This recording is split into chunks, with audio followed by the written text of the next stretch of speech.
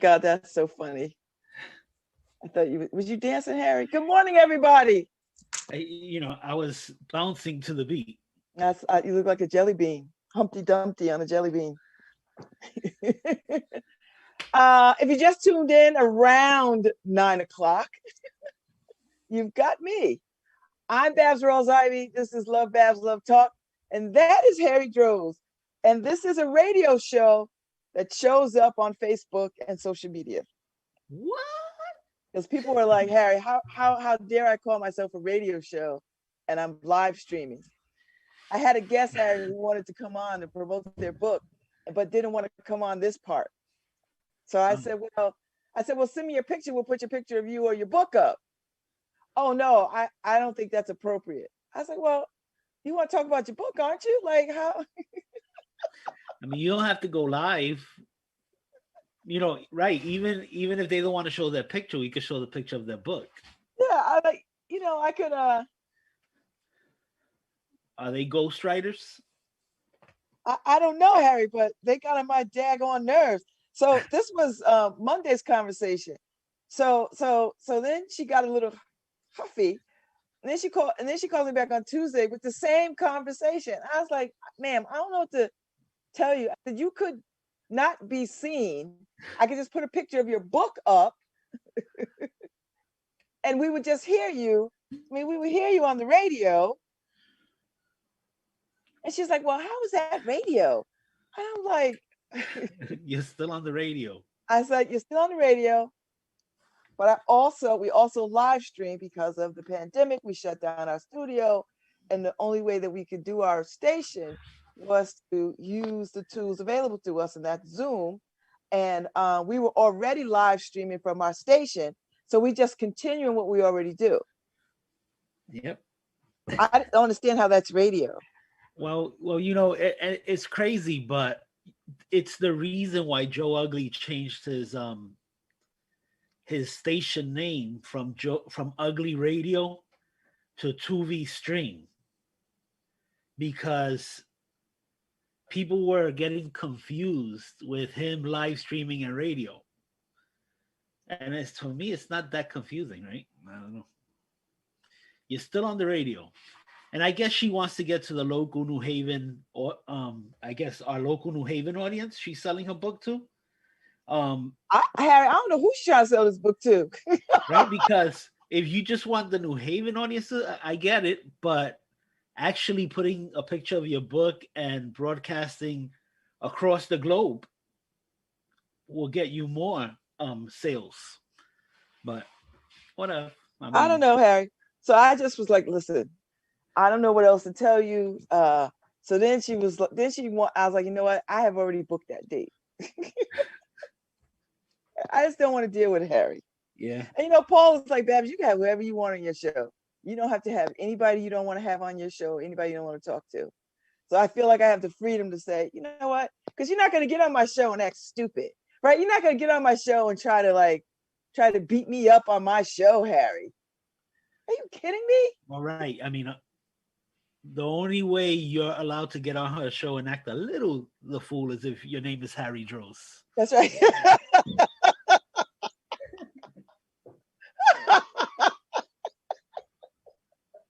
That's you're damn right, Harry. You're the only one. And you're the only one I'm gonna take pushback from. Like, you can push back on me and you could whatever. I'm never gonna be that mad at you. I'll push back. But nobody else is gonna come on the show, Harry, and tell me this ain't radio. Because if she say that, I'm cutting her off. Hey, look, it took, or you're the only host. I gotta say, you're the only host that actually fell into the online streaming so quickly. It was a natural thing for you. You just went with it. Everybody else I had to convince. It's like, really? That is so funny. I was like, let me make you a deal. Let me make you an offer you can't refuse. Yeah. A lot of them were like, no, thank you. Or initially Paul would say, can could you not have a camera on me? And I was like, Paul, no. You can't just have your guest on camera. Oh my God, Harry. I But yeah, know. I guess it takes some getting used to. I don't know. I guess. I don't know what she thinks is gonna happen to her. Like, you talk to people anyway. And this is your book, right? So you want your book to be seen to as many people as you want. And then Well, it sounds like she's writing under another name. That's what it sounds like. That maybe, it didn't even occur to me, Harry. It yeah. sounded like she was just very, very nervous. And like, I get, how I get these conversations with people, Harry. They want to come on. And I said, okay, the conversation will be about 30 to 45 minutes. And they'll go, that long? What are we going to talk about that long? It should be about 15 minutes. And I was like, swear to God, Harry, I just had this conversation with somebody who was just on. And I said, listen, 15 minutes is a commercial. It's not a conversation. I said, you're going to be surprised how fast it goes. And I'm like you, Harry, I find myself in the convincing business, right? Because they're like, what are we going to talk about for 30 minutes or 40 minutes? And then the next thing you know, Harry, I'm doing the old shuffle them off air. And they're like, we're done? Yeah. Yeah. And they're like, what did they say, Harry? It went so fast. I know you. Oh my God, I felt so comfortable. Yeah. Yeah, I get, and I tell everybody, I've always told all the guests, I go, don't worry about it. Babz has it. You don't have to do anything. She does all the heavy lifting. Don't worry about it. Relax. Harry, they get on air and it's like white knuckle, like they holding on for dear life. And then it's like, oh man, Babz is talking to me. Oh yeah, I can have this conversation. Yeah. Once they get past the camera and people looking at them, and it just cracks me up every time, Harry. People were like, we had to talk for 30 minutes, 40 minutes. Oh, I don't have anything to say that much. I was like, I still have people who overbook, right? So they have shows, but they overbook the shows because they think I have to. How am I gonna keep a 1 hour show alive? oh my God, Harry. Really? Yeah, and they're like, oh, I'll have to, let me get three guests on one show. And I'm like, that's bad. You're not gonna be, and then sure enough, they never get around to actually having a full conversation with any of the guests. So it's like, I'm telling you, don't overbook your shows. That's what Harry, we never overbook. We never, because my idea is always to have enough time to have a rich enough conversation on a topic, unlike other places where, Harry, like on the shows that have a lot of millions of dollars, and they have all these people and they get like 5 minutes, and then they got to get hustled off for the next. I didn't want to do that. I always felt like I wanted to have a bigger conversation. Now, I can't sit up here. There's nobody I want to talk to for 2 hours. But 30 minutes, Harry, 40 minutes is a good amount of time to really dive into a conversation about whatever it is the guest is talking about. Although, Harry, we get guests where it's like pulling teeth. Yeah. Yeah. I mean, yeah, because you know what? Some people want to stay focused on why they came on the show, right? So it's like, I've seen you ask questions like, okay, let's talk about your creative process. And they're like, my creative process? What's that? It is funny sometimes, but just breathe. Harry, I got a guest coming up next week. I'm not going to say who it is because if they're listening, they're going to be pissed off. But they sent me a script of how they want the show to go. A full-on script, Harry. This is what I'm going to say. This is what they're going to say. This is what they want me to ask. This is what they're going to answer. I was like, no, thank you. He's like, well, we just thought you might need some help to start the conversation. I guess they're not. They haven't done their homework. I was like, But seriously? you know what? I have to like Paul. He comes into every radio interview with a list of things. But he doesn't. It's not that he has to No, it just follow keeps that. him focused. But he's a journalist. Right. I'm not a Right. journalist. I'm not. I'm a personality. I'm not a. I'm a writer. He is a hardcore, honest to God, trained in the wool journalist. Right. But I like how he's able to just move away from his sheet Yes, and have a gets into it. conversation. Yeah, Yeah. yeah. He's somebody who you. But the thing with Paul is Paul will hammer you in a minute. Like 1 minute he's like chatting to you, and next thing you know he's hitting you with the hammer, and you're like, oh shoot, just got hit by a Well, hammer with all that. well, he has the hammer on the table, and it all depends on your answers. I was like, I'm never gonna sit with Paul, and he's not gonna interview me about nothing. You got to be careful with your answers. He's You not got to. he's not gonna hammer me to death up here on live Yeah, you live have. radio.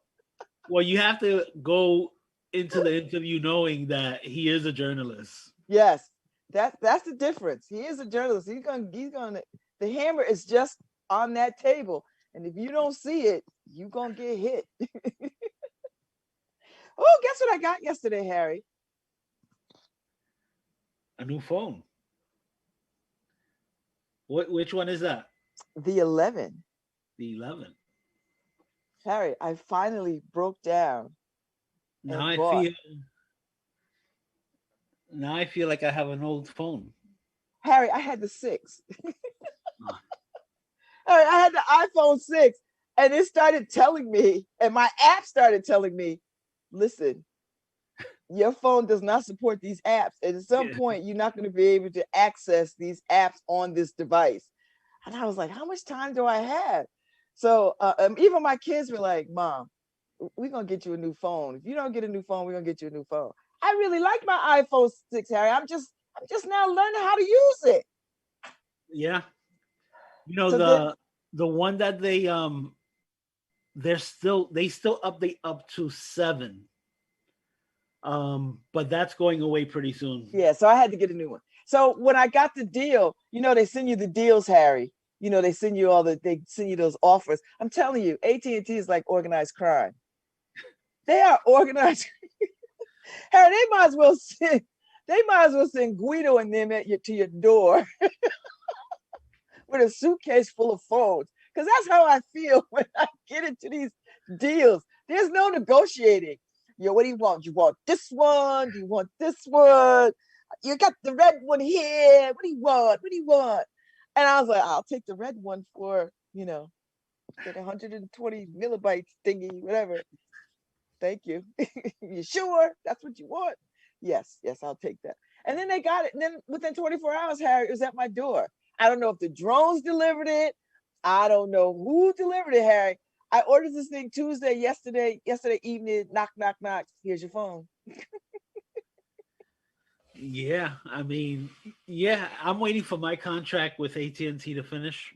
Mine has been finished for a while. That's why they've been hustling me, Harry, because they know somebody like me, because I've only had AT&T, Harry.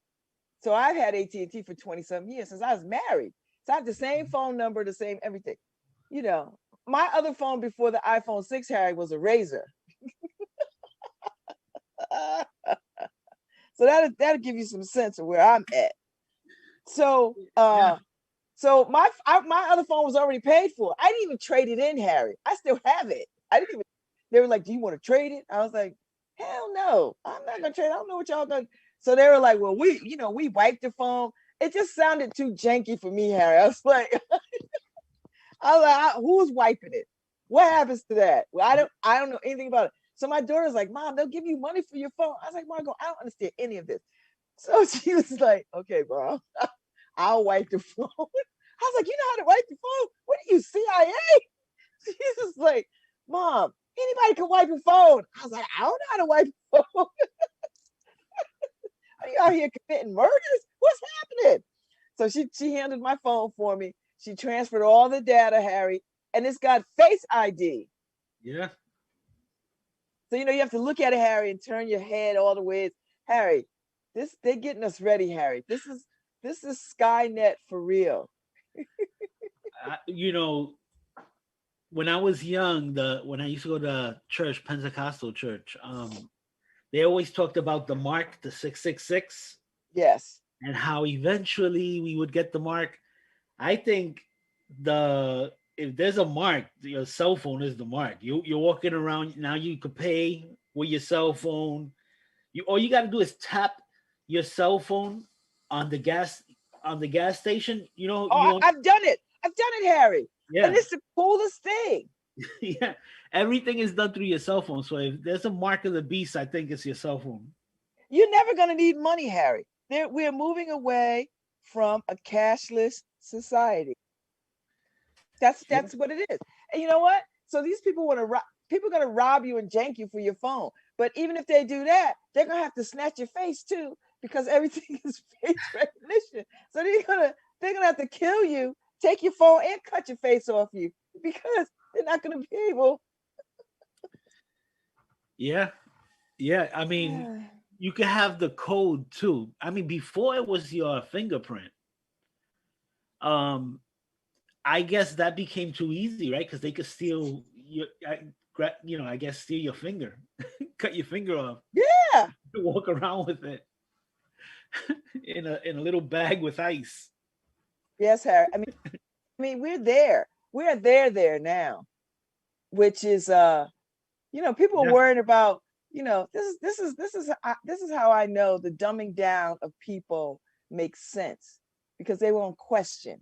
If you dumb down people, you won't question, because you'll have people thinking, Harry, that these poor people coming across the border who is picking your tomatoes and your grapes for your wine are the ones that's taking your jobs. No. You know what's taking your jobs, Harry? Artificial intelligence. That's taking your jobs. When you go to these stores, Harry, and they've got 1,000 cashiers and only 2 are working, and 10 of them are, you got to do it yourself, self-serve. Next thing, you know what would make my shopping experience better, Harry, is if in the aisles I could just rack up my purchases while I'm shopping. Do you know what I mean? Like, scan it while I'm shopping, and then when I get ready to walk out the store, I just throw up my phone and walk the hell on out. Well, they do that already. Yeah, that's true. They do. They do that already, and now Walmart is doing that too. But that's the thing, Harry. This is the thing. Those people are no longer having jobs. Do you know what I mean? High school kids don't have those jobs, Harry. Senior citizens don't have those jobs anymore. So, we are paying for poverty. We are rushing into pretty soon, Harry. We're gonna have a situation like an Amazon plantation situation, which we have now, which Amazon will be the only business in town for anybody who wants to, you know what I mean? Like high school kids, Harry, college. Well, that's the secret, not secret, right? Yeah. That, because everybody sees it coming, but it's like nobody's willing to acknowledge it. Yesterday, I ordered food from Walmart. I ordered stuff that's supposed to be delivered, right? And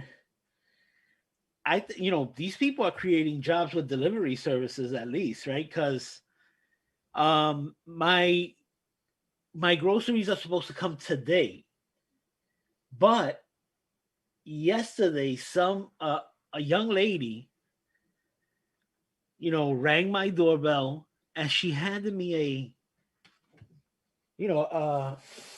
one of the bags that they give you at Walmart, Mm-hmm. with a bag of cheese doodles. Is that what you ordered? I ordered a whole bunch of groceries. Oh. But and they're supposed to come today. But why is she bringing you cheese doodles?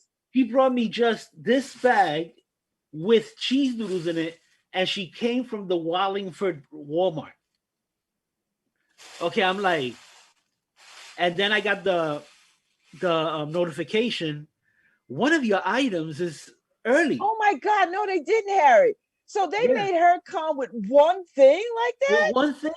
One thing, a bag of cheese doodles. That is not efficient, Harry. Is that Exactly. But she has a job, right? And if it took her from Wallingford over here and then back over an hour, I guess she. But do they give her a car? Does she have to use her own transportation, I have wear and tear and gas? I mean, Yeah, I maybe have they no give her idea. some reimbursement to that, Harry, but how much? I You know have what I no mean? idea. Like, I mean, it But sounds like not a win-win. yeah, it makes no sense because Yeah. they wasted more money probably in gas Yes, and manpower than the bag of cheese doodles itself. that's what I'm thinking, Harry. It's like the bag of cheese doodles is $2.98. I think they wasted a lot more money delivering that bag of cheese doodles. It's crazy. Oh my gosh. Wow, Harry, that is. But So I guess they're trying to compete with Amazon.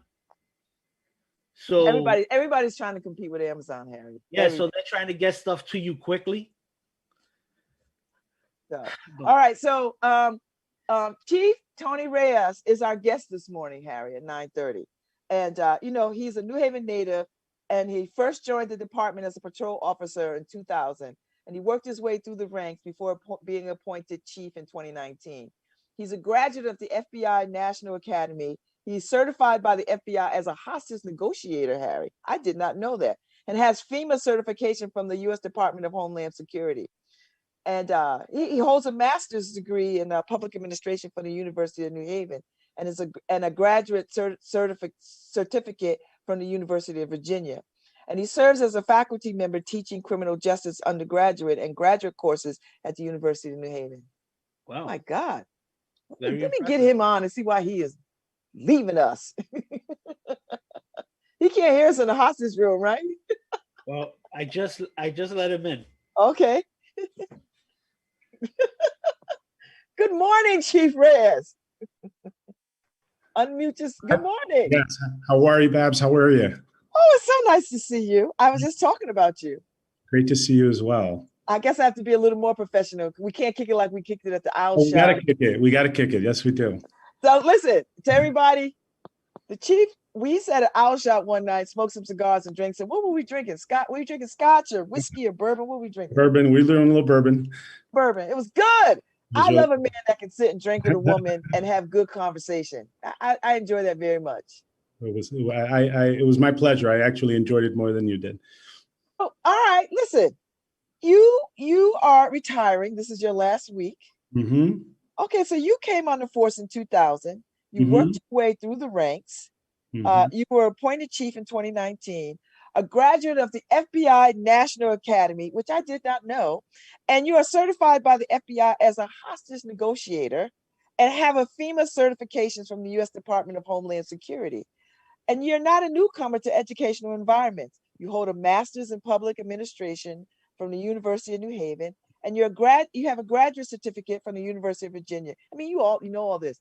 So listen, you are everything that we want police officers and police folks to have. You are the dream of policing. You are the future of policing. So why in God's name are you leaving the New Haven Police Department?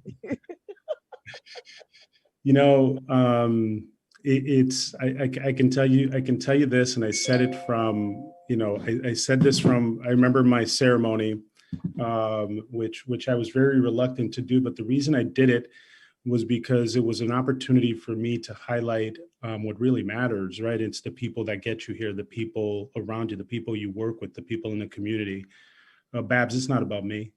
You know, I spent 21 years doing policing, and I got into the job to save the world. And I realized that all I could do is make a difference one encounter at a time, one person at a time. And this is bigger than Tony Reyes, it's bigger than Babz, bigger than all of us, right? And so this is about changing a mindset, a culture. And I've done that for 21 years through my example, through my supervision. And most recently through my leadership. And it's time to pass the baton. And it's time to focus on family right now. I've spent my time in the fast lane, not just as a chief. I've been doing this for a very long time, and my entire time as a police officer and in policing, I've been in the fast lane. I've been in the trenches. I've been active, and so I have a 12-year-old son. It's time, but you're not losing a police chief. You're gaining an ambassador within the community. I'm going to stay in this community, and I want to stay involved, and I want to work on the issues that impact our community from within our community, because to be honest with you, that's where we're supposed to do it. That's where it needs to change. That's where the sustainable, meaningful change needs to occur. So how did you know a little Latino boy from, where'd you grow up? In the Hill? Did you grow up in the Hill? I grew up in the Hill. Because I know your parents. You have the best parents on the planet. Your mother is probably one of the best power brokers in the city. My mother's a very nice lady. Yes, she is. No, really, she is one of the power brokers in the city. Like, you can't do nothing without running nothing by her. I know your dad. So listen, how does a little Latino boy like yourself, you said you grew up in the Hill? Where did you grow up? In the Hill. Yeah. Well, how did you know you wanted to be a police officer? Because I don't think there was, I only know one other Latino police officer. That was Chief Ortiz. Like, I don't know any other Latino police officer. So how did you know that you could do that, but not seeing it readily in your face? How did you know you could do it? Well, first thing I'll correct is many Latino officers in the city, I'm proud to say, and many of them actually were mentors of mine. And so, I was just actually speaking to one of the daughters of a Latino officer in this community who retired as an assistant chief, Chief Melendez. I'm not sure if you remember Ariel Melendez, but he was definitely, an icon in the department, in the community. And so I'm proud to follow in those footsteps. I didn't know I was going to be a cop. I got on, I was 27, 28 years old. And I had never thought about being a police officer. I'm not one of those, the first one in my immediate family. I have a cousin that's a cop in Puerto Rico, but other than that, we don't come from a family of cops.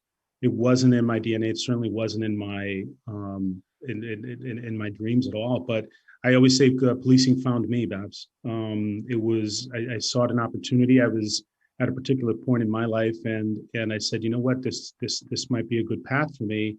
And I saw it as a path to go to law school, actually, to be honest with you. And then from day one, I knew it was what I wanted to do. So you just had a sense that criminal justice, or somewhere in the criminal justice world, is where you could change the world. Is that your thinking? Yeah, or you were just like, I was always a community-minded person. I started off when I was in high school. I started working at Columbus House, right? And I kept working at Columbus House through college. And then I worked at Grand Street Partnership. I'm not sure if you know Grand Street Partnership. I do. It was one of the early programs around. I was there. I was there with Johnny Martinez, and so I worked there. And so I've always been, and I think that's how it was easy for me to segue. I became also an EMT.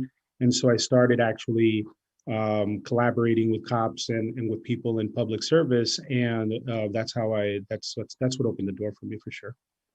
Wow. Okay. So when you get the call, so so you've served under a bunch of chiefs who, some stayed a hot minute, some made lasting change, some perhaps were not a good fit for this city. What do you think makes a good fit for this city? What sort of a chief? What do you have to have to be chief material in this town? I think. Like I said before, I think someone that understands that, it's not about them, right? And someone that is willing to, you got to broker not just the issues within the community. You got to be able to broker within the police department, right? And you're going to make change. You got to make cultural change, and in order to do that, you have to have legitimacy within the police department. And so I think that's been the challenge. That's certainly the challenge, and for any leader has been. And listen, I had to lead during probably one of the most difficult and historic times in our community's history, let alone our policing history, was 2020, right? And a time of social unrest and a call for change. And how do you broker that? How do you manage that from within? How do you keep officers still, engaged, focused, and connected with a community that's at the moment very emotionally expressing frustration, anger, everything, right? And a need for change. And so I think a chief needs to be able. So I would say a chief needs to be able to have that balance to understand what their role not just within the community, but within the police department. Because you can't broker change. You can't bring two groups together without having legitimacy in both. So Chief, did you understand what the protesting was about? Did you understand Black Lives Matter and whoever else was aligned with them? And do you fully understand when people say defund the police, that it's not, we don't want police officers, but that we absolutely want something different on our streets and and a different relationship with our people and the police? I mean, do you understand that from a very real place of understanding, and not just a reactionary place of what do you mean defund the police? I mean, do you fundamentally understand that? Oh, I do. I do I do at the core.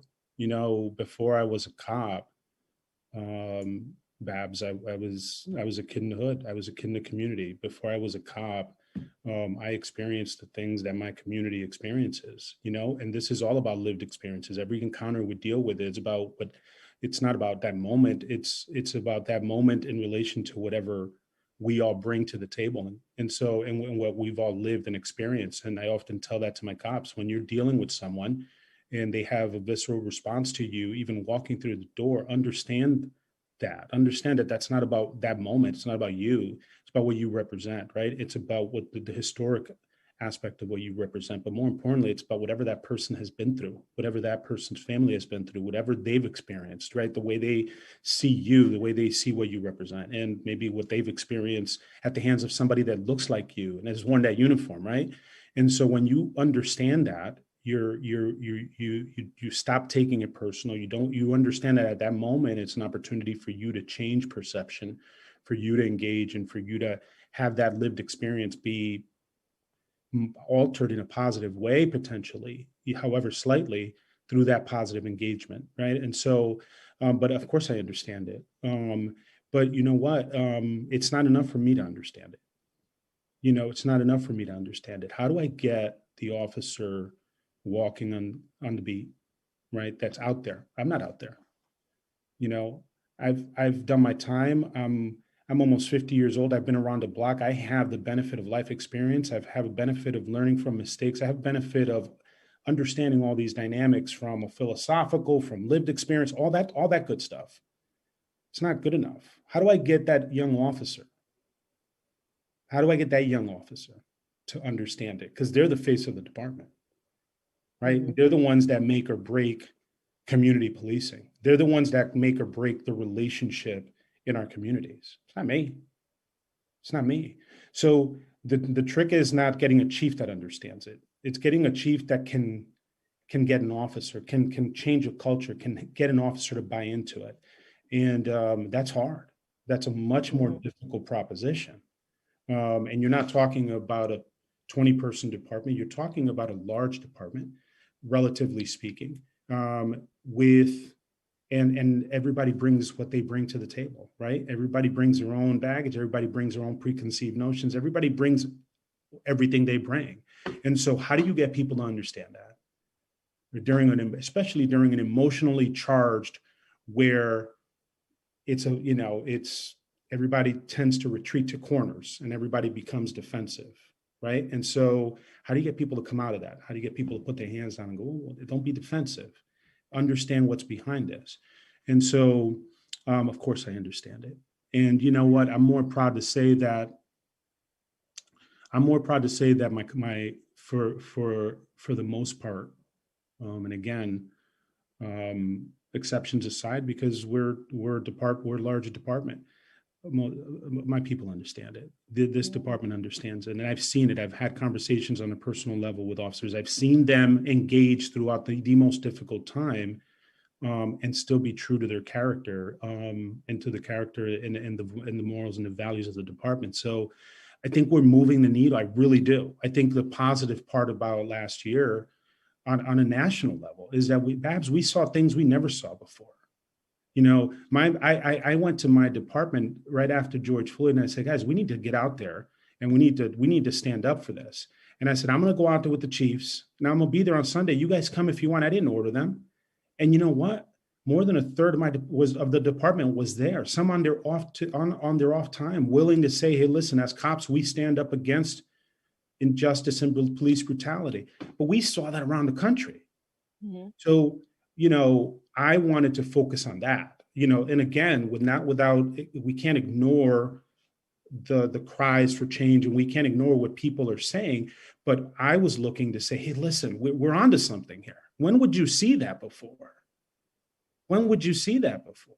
So as a chief, is it, and as a chief that has come up through the ranks, and I would imagine, because I've served as a police commissioner back in the days under Mel Waring, and then finally under Chief Ortiz, I would imagine that the blue wall is a real thing, and that that police officers feel a little pushed up against, you know, us them kind of mentality.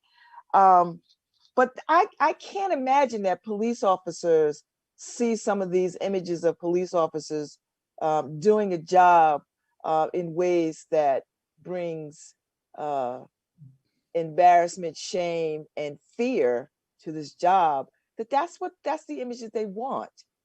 It's like, that can't be the image. I know some fine cops, so no. I mean, I have, of course, not police people in my family. No. So how do you as a chief work through that, being a police officer and knowing what you know, and also being of the community and knowing what you know, and being highly educated and knowing what you know? How do you bring all those three things together to move an agenda of, I don't know, community policing to reality? So you got to broker conversations. So just think about it. Whenever we talk about negotiations, right? And when we talk about mediation, because that's what we're dealing with here, right? We're dealing with competing factions or competing perceptions about policing, right? Because if you're a person that's carrying the uniform and you signed up and you're an honorable person and you go out there every day and you feel the way you feel, it's just going to be a natural response to be defensive about an attack on on what you believe, right? The profession stands for. And unfortunately for us, Babz, it's not you and I driving the conversation, right? What's driving the conversation are the extremes right now. Whether you look at the QAnon folks, or whether you look at the radical people that want to abolish the police, that's what gets the most attention, right? The conversations that we're having are actually the way most people feel. They want fundamental change. They want accountability. And that includes people on both sides. Cops want it. Cops don't want to tolerate this. This taints what they stand for. Trust me when I tell you. You know, there's a saying within our ranks that nobody hates a bad cop more than a good cop, right? And so we all hate that. But what the officers are responding are not to the call for change, right? And they're responding to the attack on the profession, right? By these outliers, by the extreme sort of this extreme call for defund the police and this attack on the nobility of the profession. And some of the argument is it's the foundation of the policing is wrought, you know, with corruption, and it's this and it's, well, no, it's not. The foundation of policing is Sir Robert Peel back in the 1820s.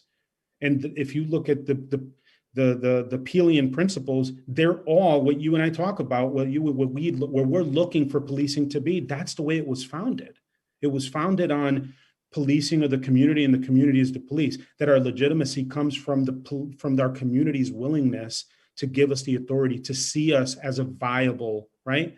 authority. And so our power comes from the community. And so those are the principles. We lost our way, but we didn't lose our way because cops lost our way. We're an extension of government. We're an extension of government. We are a microcosm of the wrongs of this society. When you look at the Jim Crow eras, yeah, it was the cop putting the handcuffs, but who were establishing the laws? It was government. These were politicians on the highest levels supporting, right? Supporting laws that were hurting our communities and people of color, particularly Black folks. So, and the police were enforcing that. Now, was it wrong? Absolutely. We lost our way. We lost what we stood for. However, we are misguiding the attention. And so it's important that we have a conversation about policing and fundamentally changing policing. However, we can't let that detract from the bigger conversation. I've been in New Haven for now 49 years. And New Haven is a much safer city. Babz, you've been around for a long time. This is a much safer city than what it used to be. I know. You couldn't walk on Congress Avenue. I walked the streets on Washington and West. You couldn't walk by there. You couldn't walk by Winchester Avenue. Cops couldn't even go to Brookside. Cars would get flipped over, burned. Are we kidding? But you know what hasn't changed? We're still dealing with systemic poverty. We're still dealing with the same things that are causing these shootings. And we're still looking to use the police as the panacea and blaming that. So my thing is, let's talk about policing. Let's make sure we have just officers and accountability, but let's not use that as a ruse to forget the underlying issue here. And it's that we have to invest in our communities and do the things we need to do to get our community out of this. How do we stop shootings? I love that question. How do we make our city safer? Well, for God's sakes, I mean, we know what's going on. And so we continue to use a utility person, right, which is the cops, to solve the problem. That's not the way it is. We have a job to do. We have to keep our city safe. Yes, we do. But until we address the underlying root causes, we're just spinning our wheels and we're deflecting the issue. So it's tough. And again, I know I went on a tangent, but this is why I do this show. Yeah, we got to bring people together, Babz, and we got to drive the conversation. Like the community folks, the people that have a vested interest, the people that were driving the conversation last year were people that don't even live in New Haven. We were trying to solve the problems of Minnesota. You know, that's what we were doing. And so, yeah, we got problems, but let's solve our problems. And we've come a long way. We have engagement. We have relationships. We could actually be a beacon of hope for we can actually figure this out. That was my kickback with our legislatures, which I tremendously respect. I mean, listen, we got something done that was historic, to have an accountability bill. I have a lot of respect for that. But I was going to ask you, because, you know, a lot of what you do, a lot of the chief's responsibility is maneuvering politics. And New Haven is a very political town. Yes, it is. And, you know, you just cannot operate at thinking, you cannot be successful here if you think that you can get around it. So talk to me a little bit about your feelings on that. I mean, you come by politics honestly. I mean, your parents, you know who they are, your father, your mother. So you're not a stranger to politics. You're not a stranger to the ins and outs of what needs to happen. You've served now you're under a different mayor and what that looks like. So talk a little bit about, how do you maneuver these political waters and still sort of run a full-on police department? Yeah, not easily. It's tough, right? And fight for every nickel and dime that you need. It's tough. It's tough, and I think for someone like myself, it's you know, it's been particularly difficult. I think it just comes down to reminding ourselves why we're doing what we do, right? And reminding people at the core why they became why we took on the positions, whether you're the mayor, whether you're an alder, whether you're a state rep, as an elected official, or whether you run a department within the city, right? We're all serving our communities. We all did this when we all started. We had a lofty sort of dream, right, to make things better. At least I hope we did. And if we didn't, then maybe that's what we need to question. So assuming we all did, then we need to get back to that. And we need to remind ourselves that it's not about us. It's not about what we attain. It's not about our role. It's not about moving up. It's about fundamentally helping our community and what our role is to do that. And the way we do it here, and the way we could do the success you're going to have is coming together. We got to come together. I got to come together with my community folks, and because it's not about me. I got to come together with my political elected officials, and we got to do it for the betterment of the community. So it's just about bringing it together, putting our egos down, you know, and constantly reminding ourselves what the big picture here, which is doing right by the people that have entrusted us. So as you're taking your last lap, have you had time to really reflect?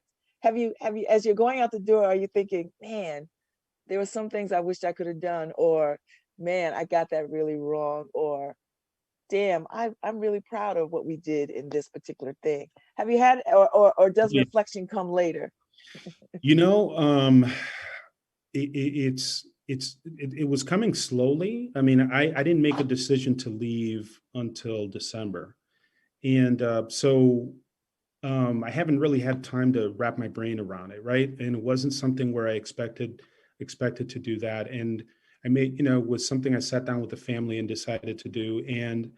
But recently, it's, you know how they say, you know, your life flashes before your eyes well, this is a big change. And yeah, especially this week, Babz, I've been really thinking about it. And I've been really thinking about it, and it's all mostly attributed to people. Really, you know, it's not just even about what did I do or what did I get a chance to do. You know, I got to be honest with you, I'm very blessed. I'm a kid that was born and raised in Tertiary South. I got a chance to be a chief in my city. Are you kidding me? I mean, but more importantly, I got a chance to be a cop in my city, walk the beat, you know, engage with people, help people. And it wasn't about these last couple of years of being a chief. Actually, what I've been thinking more about is all those incidents, those encounters, those things that I did throughout my career. Yeah, you know, listen, overall, I feel so good, and I feel proud of my career, but more importantly, I feel humbled and honored that I got a chance to do it. And actually, I could think about it and talk about it and actually get choked up because it really means that much to me. And then the people I got to work with. And what I want to remind people, just kind of circling back to what you said, is that we can't lose our humanity. And we get so wrapped up with issues that we if we're not careful, we lose our humanity, and we lose that most important human perspective. I tell cops all the time, you know, you come on this job and our families are constantly worried about us losing our life. It's such a dangerous job, right? And we're so focused on that when we walk in. And I can assure you, being someone that's almost 22 years in this job, walking out, I tell people constantly, be much more concerned about the prospect of losing your soul on this job than losing your life. Right? Because if you're not careful, that's exactly what will happen.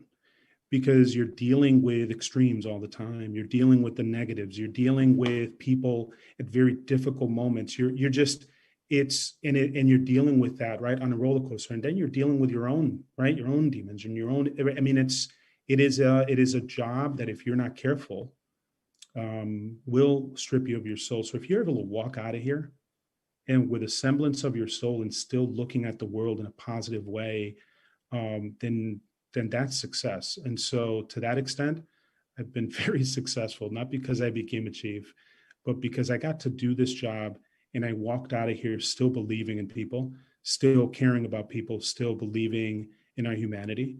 And so that's, you know, I think that's what I'm proudest of. So you're gonna jump over to the burbs, if you will. You're going over to Quinnipiac, and you're gonna head up there. What is it? What's the title? What's the department? Security and it's public safety. Public safety. Public safety, yeah. In an academic setting. Yes. And so what about this new gig that made you say, you know what, why don't we try this on? Well, you know, let me tell you first of all how I got the bug for academia, which is, again, not something. It's interesting. A couple of years ago, I decided to start doing some adjunct work over at UNH, and so I started teaching, you know, classes on you know, criminal justice, but primarily, obviously, criminal justice, and got a chance to work with young folks, and delve into issues affecting our society through the lens of policing, right? And all the dynamics of policing in our society and all that stuff. And wow, I mean, when I tell you I caught the bug, I mean, and I realize that for 21 years, my job has been a calling for me. I really believe in that. I got a chance to be impacted by a lot of people, and I like to believe that I've made a lot of impacts on people. So, but now as a chief, I'm an administrator, right? Now I got a chance to work with these young folks. And especially last year, I taught a class during 2020 about policing in society. We would need another few more shows to really talk to you about what happened in that class. I mean, wow, had some dynamic people that were the type of people that you would want to see wearing a badge, right? And representing policing in the future.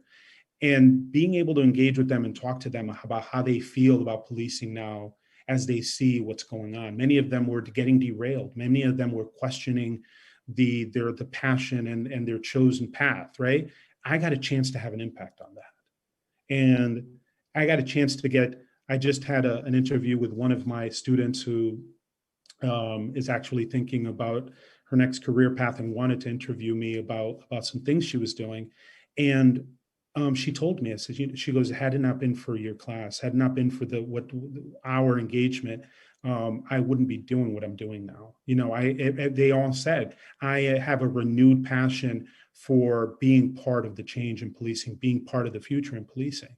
So I realize that that's what I need to do. If I'm going to change this profession, I have a lot more impact on the future right now as my ability to do that through teaching. So it's a way I'm hoping to go to Quinnipiac and not just be their head of public safety, but my goal is to teach over there, and my goal is to continue teaching at UNH, because I think that that's what I need to do right now. I need to try to impact the future of our profession through these young folks, in the mind of these young folks, because that's the future. That's my next question, because I mean, you have everything that we believe we want a police officer to have. You know, you're well educated, you're well read, you're community focused, and you have a wonderful disposition.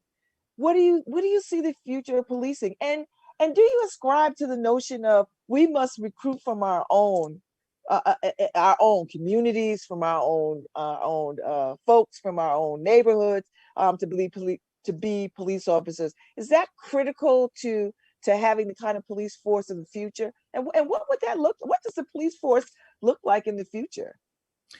The police force in the future is diverse, right? And so we need to, right now we're so ironically, we're asking to have the police department be more representative of the communities they serve.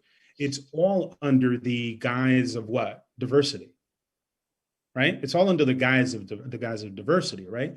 So what's the future look like? The future in our society it's about diversity. It's about us, sort of like buying into what makes us different and the beauty of that, right? And so the police departments are evolving in that way, right? Police departments are becoming much more diverse, and I think that that's going to continue.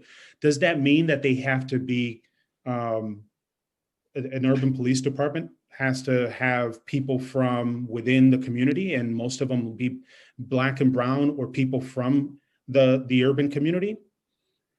What does that mean? I don't know. I'll tell you what, though. Some of the best cops we have are not from New Haven. Some of the best cops. Hi, this is Babs Rawls-Ivy from New Haven, Connecticut, and you're listening to WNHHLP 103.5 FM, streaming live at newhavenindependent.org. We've got FCC housekeeping. Nice. Yeah, so I was saying, like, we have some great cops that are like committed to our community that are not from New Haven. Some of them are not even from the hood. Some of them are not from an urban environment. Some of them are from suburbs. And so what I would say is that I think that we have to promote diversity of culture, diversity of experiences. We want cops that get it. I could tell you some cops that have come from New Haven that have not been good for the community. Let's be straight up, because it's not about where you come from, right?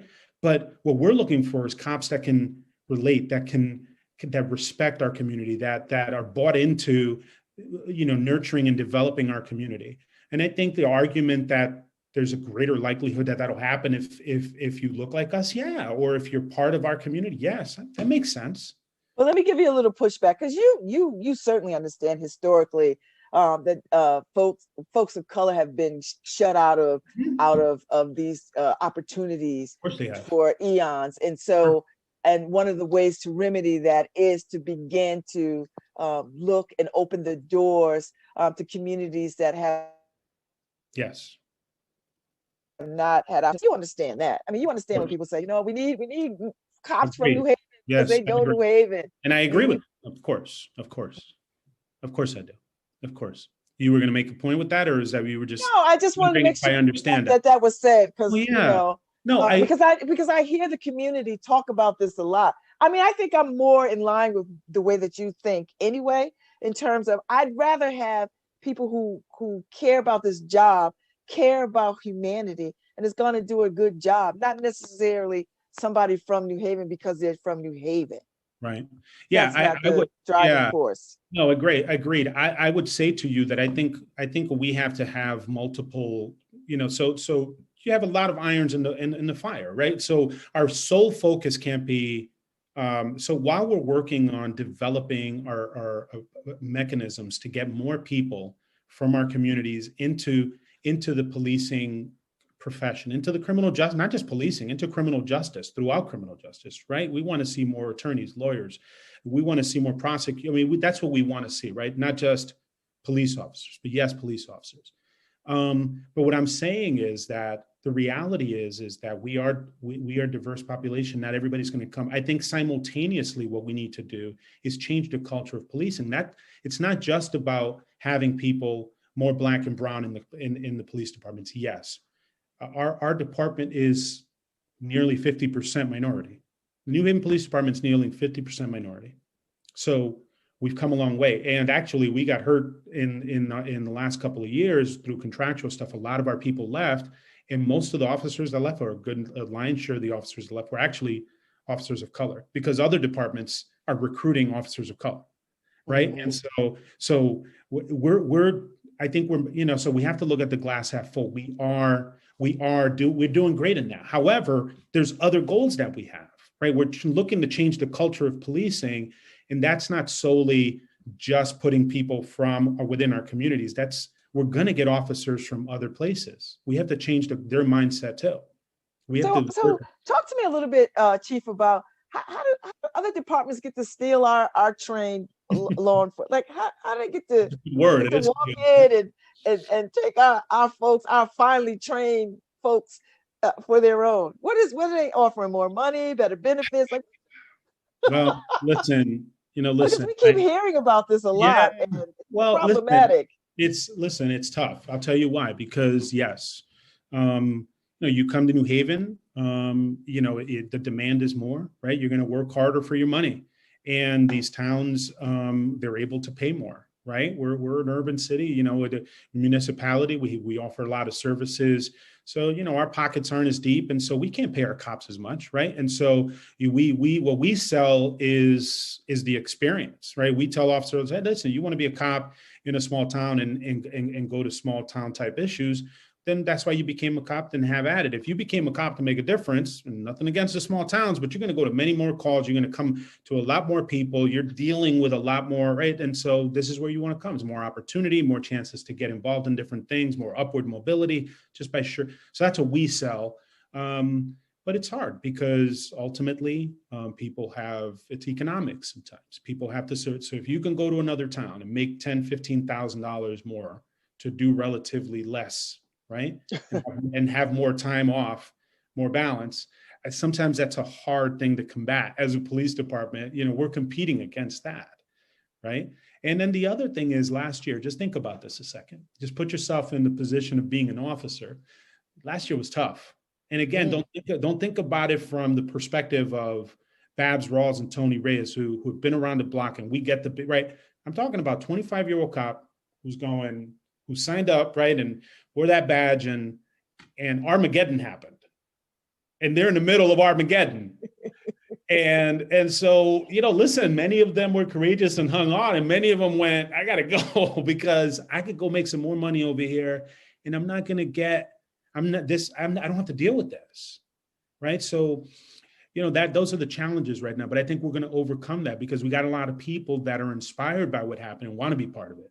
Got a lot of people that stuck around, got a lot of people that are attracted to it because they feel this is a critical moment in policing and they want to be part of it. So, but it's tough. And then just like other departments, just like we're facing financial times, other departments they don't have the ability to put academies through. It's a lot easier for them to get a fully trained cop. And so those recruitment and retention issues are being felt. It's the number one issue in every police department across the country. So what's the dream? What is the dream job or the dream experience? Or like, I mean, do you want to go run MI6? Do you want to do you want to go to London? Do you want to run a bigger city? Do you want to what's the Reyes dream? You know what the Reyes dream is right now is to be the best dad I can be. My son is 12 years old. You have one child? One son. I have Okay. one son and an amazing wife. And I want to be I want to be more of a full-time dad. Admittedly, I've been more of a part-time dad. Well, because 12 is that age, right? Like that's that pivotal age where influences become greater than your influence, right? So and so, so my dream, he's part of my dream. And so if right now I need to sort of take a hiatus and be dad, spend some time with him during these critical years and then and stay involved and then rethink about, like I said, I'm only 49, relatively speaking, and then think about what my impact needs to be in the profession moving forward. But right now, my number one dream is to be dad. Are you writing a book?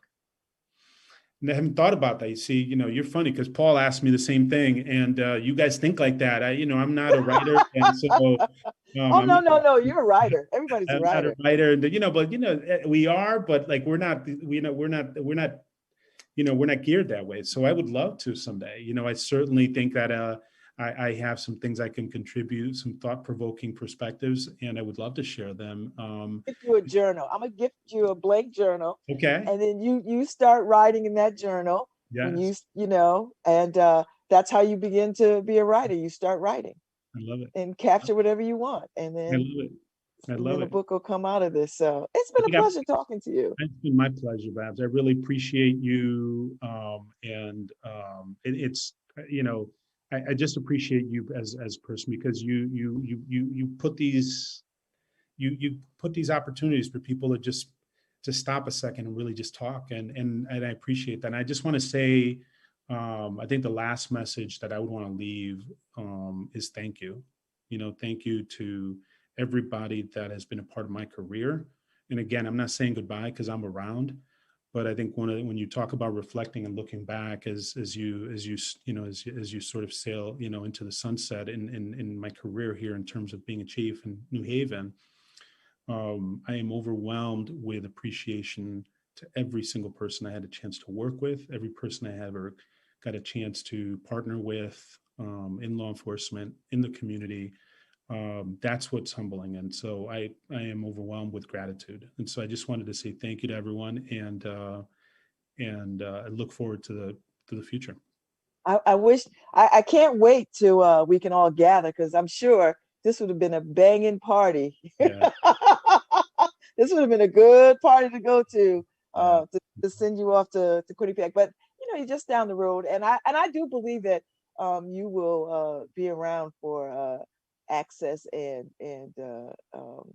leadership to some of the folks on the force. I don't think we'll lose you totally. I think no, you're not at all. And another thing that feels good, and you should feel good about. You got some great people within our department, and the leadership is sound there, and you got some very committed people. Please support them. Please support them. They have great hearts. They're incredibly dedicated, and they have a challenge in their hands. But I think we're very fortunate. It's sound. The future is sound. People are really committed to our city. So partner with them, support them. I'm certainly going to be doing that. And let's. I think the future is bright. I think the future is bright for New Haven. We weathered a very difficult time, and guess what? The relationships are there. We got to build on that. And as soon as the dust settles with this COVID stuff, and we're able to get together, I think we need to start really celebrating that, and we need to celebrate the positives of our city and build on that. And I think that should be our focus. I definitely want to be a part of that. Thank you, Chief. My God bless. pleasure. God bless you. Be well. And I look forward to talking to you in your new job. Yes, absolutely. We'll be in touch. Take care. So, take care. Say hi to your wife, and be safe out there. Be well. Be well. Thank you, Chief. Thank you. All right, Harry, where you at? I enjoyed that so much. I enjoyed that. I enjoyed talking to him very much. Chief Otoniel Reyes.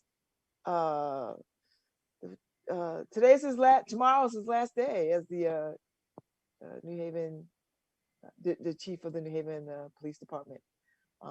Talented man.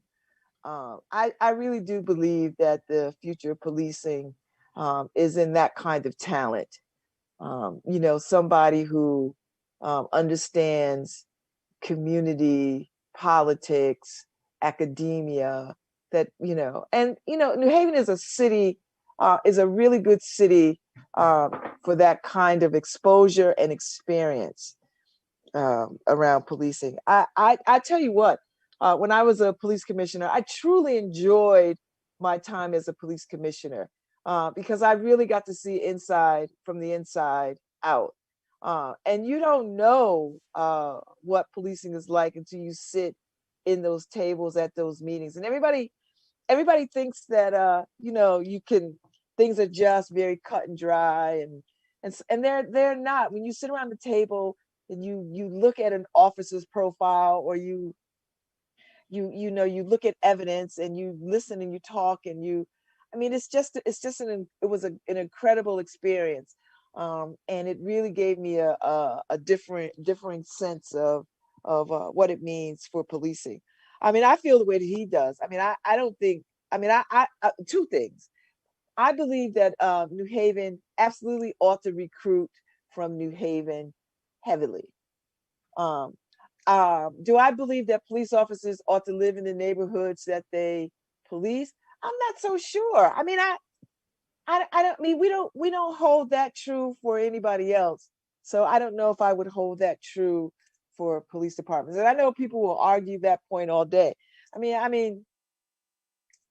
That's like saying, do I want my doctor to live next door to me, because he's my doctor, or do I want my dentist living next door to me? I don't know. I don't know if I need them living next door to me in order for them to be good doctors.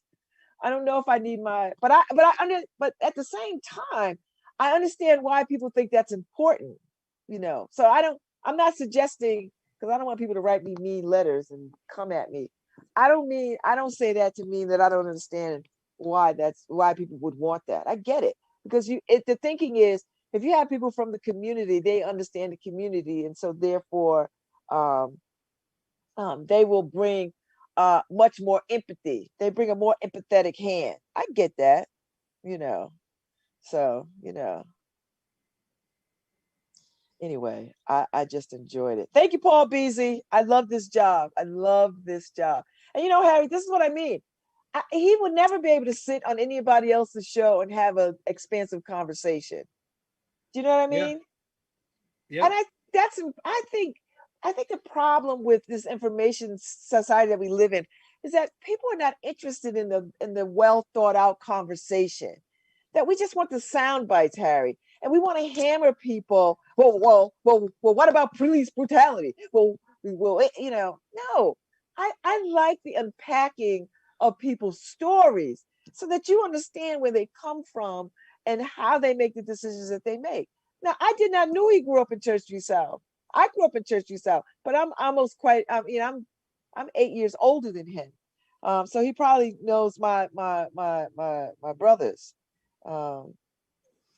Right. That's Norma's son, right? He's Norma's son, right?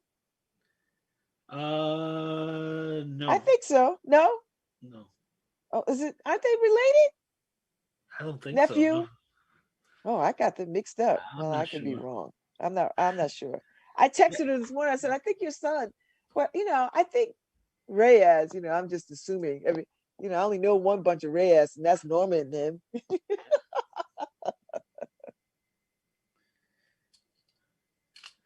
So Wow. So, but yeah, I mean, that was a great conversation. Listening to his bio, I oh, mean, I didn't know he was. I did not know he wasn't all this time I thought he was Norma and Reyes' son. I did. Oh shoot. but listening to his bio, it's like, my God, I incredibly didn't know it was impressive. that impressive. Oh. Yeah. I didn't know he was FBI trained. I did not know that, Harry. Yeah. I did not know that. And a hostage negotiator. Like, what? I think that served him well in New Haven. Well, Everything's about negotiating in New Haven. But yeah, very impressive resume. It's like, wow. I had no clue, but and young. He's retiring very young. yeah. Well, I mean, you know what? He's been on that job for 21 years. I mean, so you never think about, I mean, you know. I know, but when you think of 49, you think, wow, that's still a baby. So yeah, but I think he's making the right decision when it comes to family. I mean, nothing more important than family, and having a 12-year-old and being able to be there for him.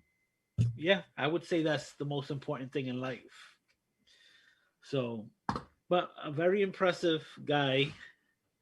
Um, I wanted to ask you, moving away from the chief, um, the canceling of Dr. Seuss. Well, I knew this a long time ago, Harry, that Dr. Seuss was racist. And he's got a whole body of racist work. Like he's got a whole Harry, he's got a whole body of published racist works. 10 little niggers. You seen that one? I mean, like I didn't know until until recently, that he had that work. And I'm going to show the people out there one of his works, and it's offensive, so bear with us a little bit. I mean, Harry, I've known this a while back, so this is not news. So yeah, so this is one of his. He actually created this cartoon 8 years before he started his book series. So yeah, so just wanted to show people, because I think it's important to actually show it, because listening to the news all these days, I was thinking to myself, yeah, but I don't get it. I mean, I read these books to my kids. I didn't see it in the books. I have to go and actually look at the books now. So it's crazy. And you saw the pic, right? How offensive that was. So, but he had many more of these. Oh, I know. I told you, Harry. I know. I already knew this about Dr. Seuss, and the way some of it slipped into the work that he became quite famous for. I think, Harry, listen. This is tough, because this is not the only instance of this kind of thing. There's artists, all kinds of artists and all kinds of people that have got questionable things in their past on both sides.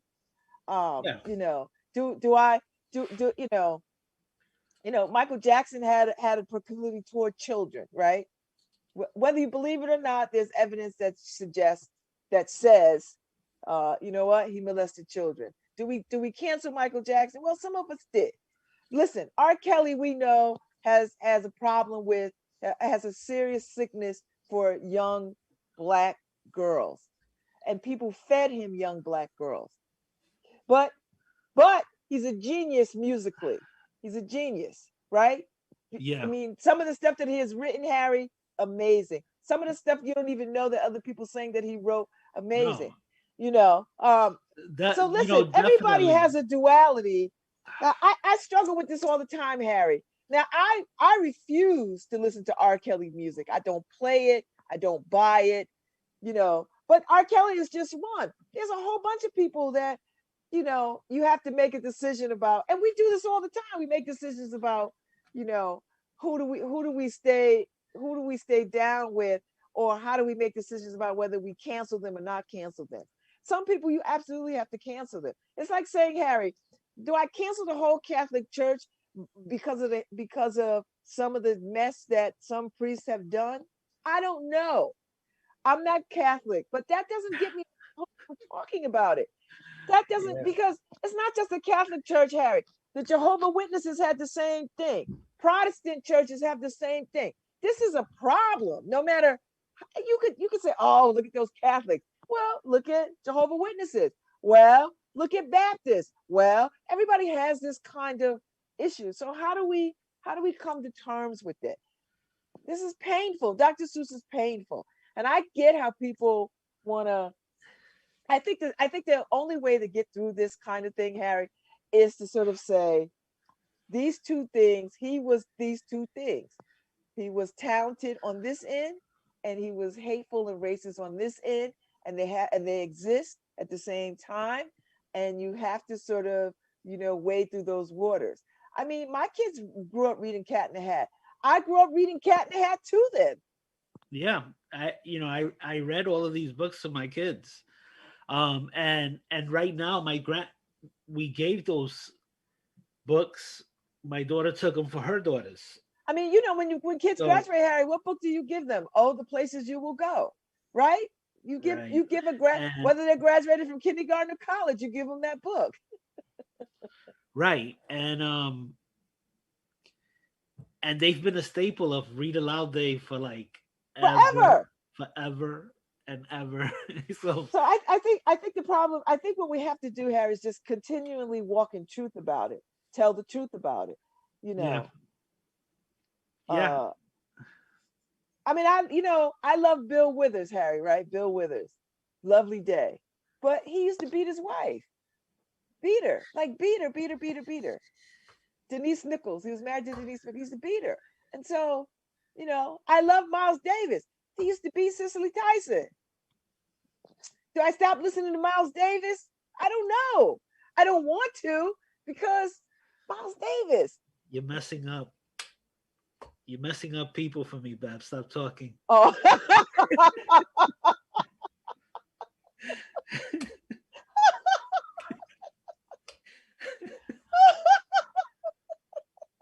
Okay.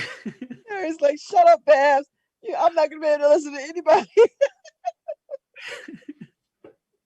Shut up, shut Okay. up, I shut mean, up. but you are putting it into perspective. I mean, that's the only way I could go with this, Harry. Because Yeah. if we take artist by artist, Harry, we will be left without a lot We, of things. yeah, because Um, we're all human beings. We all Listen, fall short. Harry, somebody could say, I hate that Babs Rose Ivy because she embezzled money 20 years ago from an organization that she ran.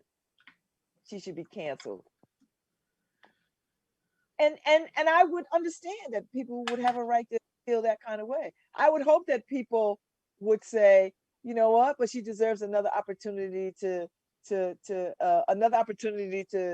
be of service to the world. I would like to think that people would give me that opportunity. Well, that's the question. I don't know enough about Dr. Seuss and stuff.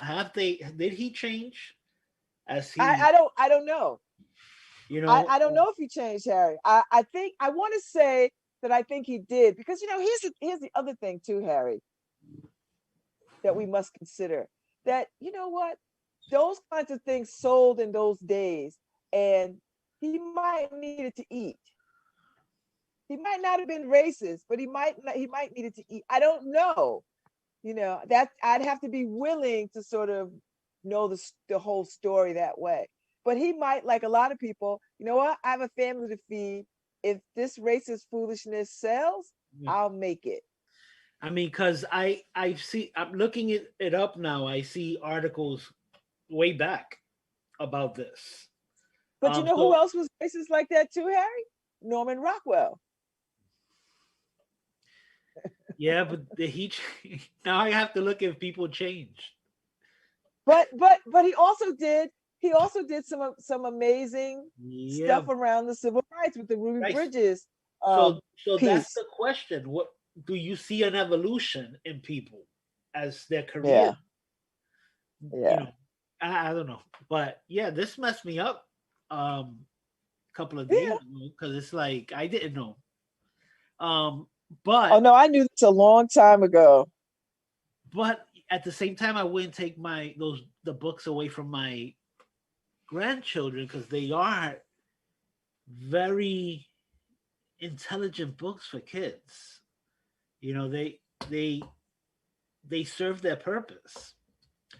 Um, and we're teaching our granddaughters about everything. So as we figure or learn stuff, we'll bring that information. Like Bella's understanding more and more, especially with her father being a Black Lives Matter, activist. She's learning more and more, and Bella's such a loving person. So as she's understanding, it hurts her more. How people aren't inherently good. you know, isn't that weird? How that's the hardest thing about life, right? Yeah. When you figure out, oh yeah, people aren't Yeah. for you. They aren't for you. Yeah. So Well, I mean, it's just like when you figure out Santa Claus is no longer, Santa Claus is not real, but he's real for me, Harry. I never ascribe to the fact that Santa Claus doesn't. Even to this day, my kids will try to argue the point with me, and they get mad because I won't cave. yeah, I found out. I think this past Christmas, I found out that I was the one who told Bella that Santa Claus wasn't real. And I'm like, no, I didn't do that. And she's like, yeah, Papa, you told me you bought me the stuff. And I'm like, oh, I didn't know that was telling you Santa Claus wasn't real. She said, well, 1+1 = 2. Well, Bella's intelligent that way. Yes, I mean, so Harry, you could spend your time and read, some pieces that people wrote about, Dr. Seuss. And Dr. Seuss, he talked a little bit about, some of, what he talked about these works. So, and he did anti-racism work too, Harry. Yeah, So, I mean, I think we have to just understand that there's no team racism or team not racism. There's a lot of in between kinds of stuff. yeah, and in looking all of this up, I saw a video of Obama speaking to college students saying, you can learn everything you need to know is in Dr. Seuss. So and other people who you look up to on issues like this, you figure out that it isn't all or nothing on a lot of these issues. It isn't all or nothing. There are I don't know, it's tough, but there are ways to get around things like this especially when it comes to stuff like this where you're educating kids. There's nothing wrong with educating them fully so that they see that there were racist things that happened and everything, but these are hard conversations with little kids. And every time I see Bella, she wants to have these conversations, but so they're hard. That's good. And yes, they listen, it's all right. We can do the hard things, Harry. Yeah, yeah. Yeah, I know. You know what? We can keep coming back to them because they are hard things. Like we can Yeah. keep coming back to them. Definitely. Definitely. They are hard conversations, but they're conversations that have to be had. And I think that is more than anything, I think that's the difference today, that these conversations are being had. So the kids aren't flying blind, I don't think, anymore. Well, I think, well, I think there's some, I think they are on some stuff, you know, because I think it takes time to sort of dig through this, to these, Well, it yeah, takes they got to time to figure it just, out. They got to figure it out. Definitely, they have to make their own peace with how the world actually, is around them, revolves around them. So yeah, it is still tough. It's still tough, but yeah, I'm disappointed in Dr. Seuss. I mean, Which, yeah, but, I get it. But you know what? Be disappointed for the few minutes, but just know too, Harry, that I mean, he tried to undo some of that. yeah, I mean, I think it's just I'm 'cause not going to. There's things I'm that I'm learning just it for gonna. the first time, so that's Yeah, why it yeah, hit me a little more. yeah. And then after a while, you'll make some peace with it. Yeah, You'll make some, like we all do. and I wanted to also ask you about Mr. and Mrs. Potato Head being canceled. Do you see that? Oh God, Harry, I don't even like Mr. and Mrs. Potato Head. And why are they canceled? Because Potato lives matter. I don't what. Yeah, the labels Mr. and Mrs. Okay. They no longer want to address them by Mr. and Mrs. But my thing is it's a kid's toy, right? And when you take off the face, you know what you're left with? A potato. You make it whatever you want, right? It doesn't matter which Mr. Potato or Mrs. Potato. But I don't understand why. But there are people. But there are people who are Mrs. and there are people who are Mr. So what's the controversy? They just didn't want to offend anybody. But after the controversy of that, they came out and said, "Oh, we're gonna keep the labels. We're not gonna stop manufacturing the Mr. and Mrs. Potato Head. We just want to make sure that everybody is included." None of it makes sense. I mean, well, you know what, Harry? These are, listen. It makes sense in the fact that we are all trying to move toward a just world where everybody feels valued and respected. I get that. And so, it's like when I was talking about the other week, Harry, and I was making fun about people with their pronouns, Yeah. I find it's hard, it's challenging for me. But so what if it's challenging for me? So what? It's not supposed to be. Why do I get this? Why do I get to opine about it being easier for me? When there are people out there where this really matters to them, right? Okay. So why do I get to say to them, "Oh, it's stupid" or whatever? No, I don't. I don't. Just because I already know what my pronouns are, I'm wedded to. What am I? Her, she, her, hers, whatever. Babz, cut it out. No, but here's the thing. Here's the thing. Okay, it gets to the point with me that why don't you just make a potato and say, make your own identity, Mr. Potato Head. Make your own identity. But that's next. That's next, Harry.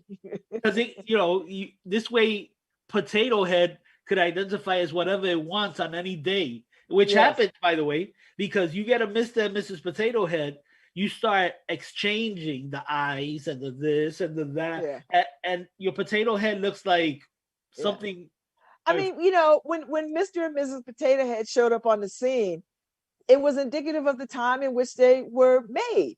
All right, so we're in a new day.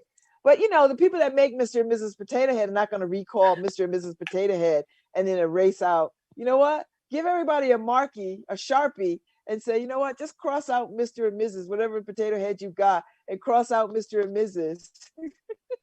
You know, in my And head, I move took on. it in my head, I took it too far because I start I start going, okay, wait a minute. But now they're messing with the biology, but there is no biology to a A potato, potato.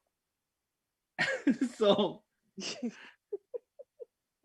Now, if they really want to have, you know, listen, go have that fight with Barbie and Ken, right? Because well, I I have to fight with Barbie and Ken, but Barbie and Ken, they don't have any genitalia. So, I mean, Barbie has some mounds for breasts, but that's it. get to this conversation. I think that these are troubled waters for Harry here. I'll stay out of it. Oh my God! Oh Lord, have mercy. That is. But leave Mr. and Mrs. Potato Head alone. If anything, have them have kids that want to identify as something else. I don't know. The Mr. and Mrs. Ambiguous, the ambiguous potato head. There you go, Babs. The ambiguous. Potato Well, head. I don't know. Well, let's let them be. You know, gender fluid. Okay, gender fluid potato head. Yeah. Which, by the way, a potato doesn't have a gender, but Well, it doesn't. But go with it. Go with it. And in my experience, I mean, I've called both whatever people identify. I've called human beings potatoes plenty of times. and Just because they're missing a brain, a lot of people, you know. So there you go. So if you're a potato head, I didn't even know you still could buy those things. I didn't know kids still yeah. play with those. All right, okay. Oh yeah, and All right. a lot of actually reading up all of this, a lot of adults still buy these things because it helps them relax. It helps them remember a simpler time. I'm like, what? Okay. But I guess I shouldn't talk because I have a fidget toy. Yeah, Harry. No, don't get me that. Although I can't I'll talk tell you what about I've been looking for, Harry. Ball and jacks. You ever play ball and jacks? I used to play ball and Yes. jacks. Yes, Harry, actually, ball and jack. I was like a ball and jacks champion. it's funny you say that. Karen bought that the other day.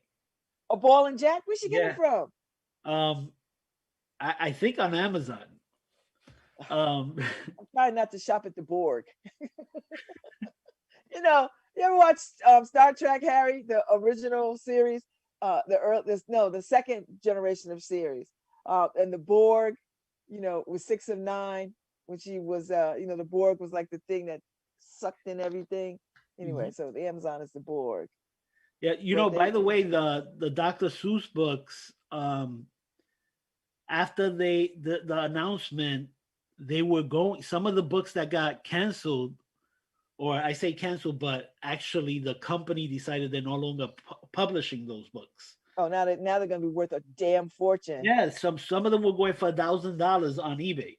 You know, you stupid if you buy that So I for know. $1,000. Like, you just go to somebody's. You know what? As soon as the weather get nice, go to somebody's damn yard sale. Well, you know, I was thinking maybe I should go and get those books from my granddaughters. Pay for their education. Listen, Dr. Seuss is not the only one out there, people. There's a whole bunch of people out there who, and you know, listen, it now is a good time for us to delve into these kinds of things and figure out, you know, I mean, you just have to do it. I used to be one of these people, Harry, that you know, if I found out something, whatever about somebody, I would just cancel them. But I've learned that, you know, that's just not the end. And I think I learned because of my own personal story, that people are not their worst moments, but some people are. Some people these kinds of things change them and they work to do better, and some people don't. I mean, you know what I mean? Like, you just have to, but you have to get in the weeds to see it. You have to get in the weeds to figure No, it out. definitely, because I guess if you look back at Harry 30 years ago, you would cancel me in a second. I was a mean bully. So, so yeah, if you're gonna judge me by the worst times of my life, then yeah, you would cancel me. Yeah, But I get it. we're more than those moments. I get it. I get it. At least I like to think that I am. Well, yes, you At are. least I like to think so, because Yes, you are. Come on. because God knows, because I exist on undeserved grace, and I know it. I exist Yeah, on but that's undeserved grace. everybody's People, life story there, Babs. right? Undeserved grace, and I think if everybody sort of understood that and stood on that, we could really move toward a better human experience with everyone, because we're all here on undeserved grace. You know. Yeah, but that means you have to forgive people. I mean, Um, I think some people you can't forgive. I think some people you can't. yeah, I really do believe that. I'm not for forgiveness for all. And somebody could certainly use me as an example for that. And they would be absolutely fine if that's what they stand on. Do you know what I mean? Because I'm not gonna say, Harry, what I did is on par with killing kids. no, no, I, no, I, I'm not. I'm not a better class of criminal. no. I'm sorry, but there are. I don't agree that a sin is a sin. There are sins that you can't come back from. I Um, think you're right. I agree with you there, Harry. I think there are some things you just can't come back from. yeah, Oh, and there are some sins that only God ought to be the only one to forgive you. Seriously. Like, and you got to be okay with that. Like, listen, I'm human. I can't forgive you for that, but just know that God has already forgiven you. And you got to be all right with that, you know. yeah, yeah. Definitely, I'm not. I'm not. I wouldn't say I'm not the forgiving, but no, I'm not the forgiving type. I'm the more forget you type. So that works better for me. So if I don't have to see you, I don't have to think about you. Easier. This way, I don't have to forgive you. I, What? I'm I'm I Right. you know it's I take forgiveness on a case by case basis, Harry. Yeah. Yeah. I don't have a all forgiving wand. It's got to be on a case by case basis. Yeah. I just mine is on where you fall on levels of importance to me. So, um, yeah, if you're not in my top 50, you're not getting forgiven. It's like if I don't, probably if you're not in my top 20, I forget about you. So, so yeah, so it's all on level of importance. What do you mean to me? But that's what I mean, Harry. Case by case. Yeah. I mean, it's a whole thing. I got to figure out where you are in relationship to the quality of my life. Do you know what I mean? Now, if you sit close to where the quality of my life you cause me to suffer, or you cause me joy, I have to decide, where forgiveness is for you in using that model. That's it. Now, but if you some person I don't give one damn about, I don't. You can hate me all you want. I don't care. I'm. I don't even have. I don't. There's no even. There's no. I have to forgive you anything. You just don't register in my universe. So forgiveness is not even anything you would want from me, because you don't register. Well, right. And another thing is that how many people actually want to be forgiven, right? So a lot of people you got to cross off the list just because they don't care either. So it's like, so why care about someone who doesn't care? the fact that they've hurt you, or don't even realize they didn't care enough to realize that they treated you wrong. So Yeah. what's the point? Why waste your time on that? Yeah. Got to be able to move on and invest in yourself and not in the pain. Yeah. No, I agree, Harry. But I think it's a case by case basis, and I think cancel culture for me is on a case by case basis. I think what can you tolerate, what can you live with, what makes sense. You know, Yeah, I there are mean, some Dr. Seuss books that I'm forever going to enjoy, but I understand his history. yeah, You know, I'm able to cancel probably anything, but I also but understand the I history don't. of this country, and I know that a lot of people were racist back in the day. So you know, uh, Yeah, I mean, so what am I gonna do? a lot of people are racist now, right? So, and and a lot of them, you have no choice, but I I wouldn't say to forgive, but um to deal with, because I wouldn't say it's their nature, but it's their existence. They don't know how to be any other way. Like, here's the thing, Harry. I don't know how anybody could forgive serial killers, Well, even though we talked about serial killing is it down depends. It because of depends. technology. But I don't know if I could forgive a serial killer, Harry. Did you see the show Dexter on Showtime? I, I watched the I've watched the first season many years ago. Yeah, so he was a serial killer that killed bad people. Yeah. Oh, well, see, look, right there you go.